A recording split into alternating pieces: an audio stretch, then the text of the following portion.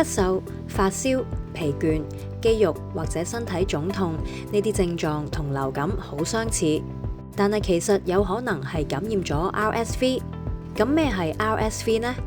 RSV 全名為呼吸道合胞病毒。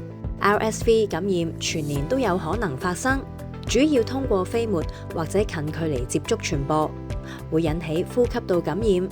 一般感染之後要大概2個星期先會康復。大多數嬰兒初期只會好似流感咁出現輕微嘅感冒症狀，但係 RSV 同流感其實係唔同嘅傳染性呼吸道感染，係由唔同嘅病毒引起。呢種病情惡化嘅速度非常快，可以喺短短幾天之內急速惡化，導致呼吸急促、喘鳴、鼻翼擴張等更嚴重嘅情況。若果唔及時就醫，可能導致肺炎或者支氣管炎等等嘅併發症。曾經感染 RSV 嘅兒童可以導致長期嘅健康問題。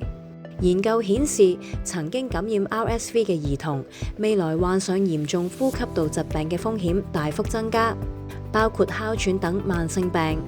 RSV 並冇治療方法，一啲患有細支氣管炎嘅嬰兒可能需要氧氣治療、靜脈注射或者深切治療。